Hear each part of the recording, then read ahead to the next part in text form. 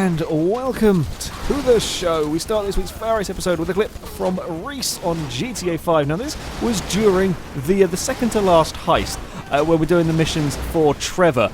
We're trying to get the lost vans back to the depot, and this one decides he's just forgotten how to van. It's completely and utterly no clue.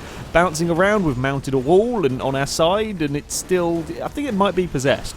We may have inadvertently stolen a possessed van, and now it's just really not happy. It's just bouncing around. I don't really know what it's got. Is in the floor now. The front suspension is not at a healthy angle. Now it's wiggling across the road. It's going towards the bus. Oh, it's missed the bus. Now it's going to be doing a little bunny hop. It's not very often that you do bunny hops in a van. Now we're going to do some wheelies. Maybe it has hydraulics on it that are malfunctioning.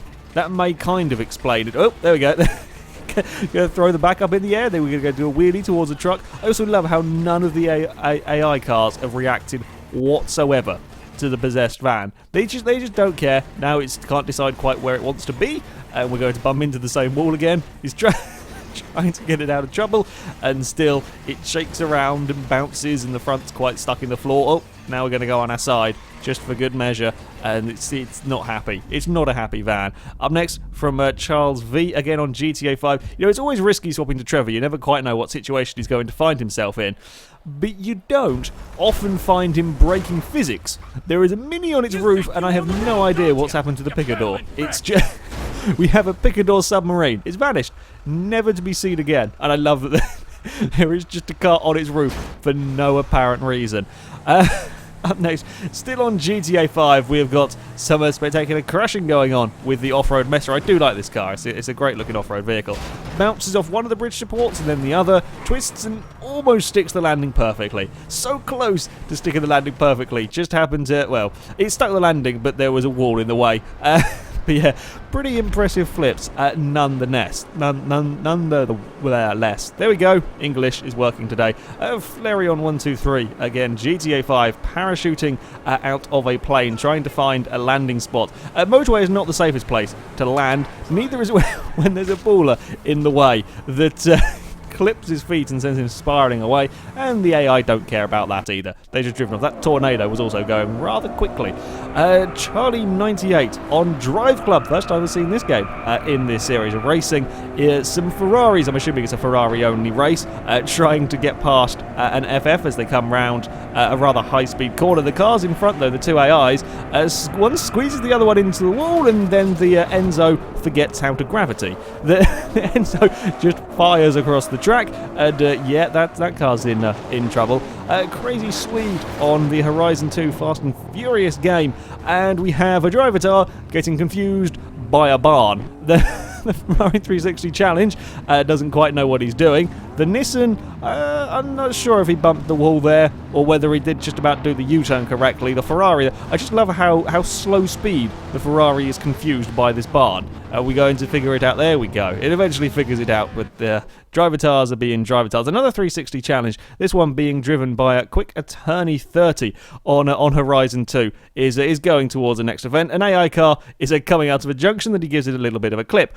The AIs were not too happy about this, and a Ford later down the road decided to take him out. I love that clip. That's one of my favourite ones I've seen so far.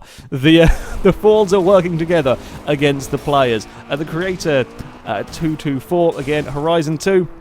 With a Fiat finding a bump. Little cars off-road can often do silly things, and this one has had a big accident and is now almost got the perpetual roll going on. Eventually, it lands. Crazy Cow 666 on a GT Legends. Again, another game we've not seen on here before, racing in the Lotus Cortina. Turns out curves are quite dangerous on this game, and combine them with a Mustang that's unhappy with you, and Cortina is on its side.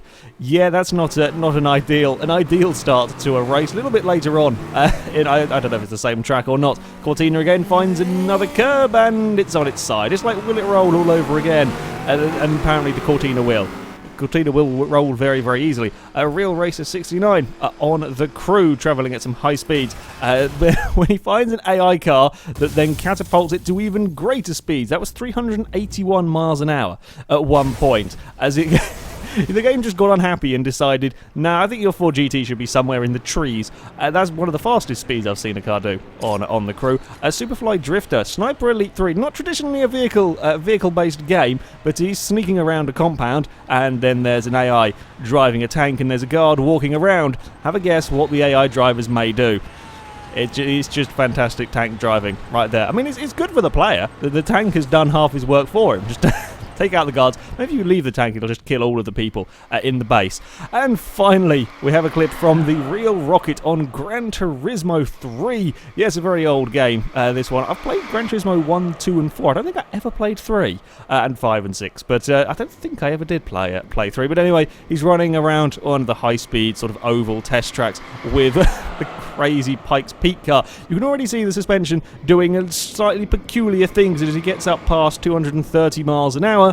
The car decides it wants to do wheelies. Why is it doing wheelies? That's a very big wheelie. And then the speed just rockets as it wheelies all the way down the straight. That's 500, I think it's almost 600 miles an hour at one point before clattering the barrier. That's a seriously impressive wheelie from the Pikes Peak car. Anyway, that is it for this episode, guys. If you have clips you would like to submit to this series, then you can go to our forums. There will be a link in the description. The FailRace clip submission section is right at the very top, and all the rules and how to submit clips can be found in there. But that's it from me, so thank you very much for watching, and until next time, goodbye.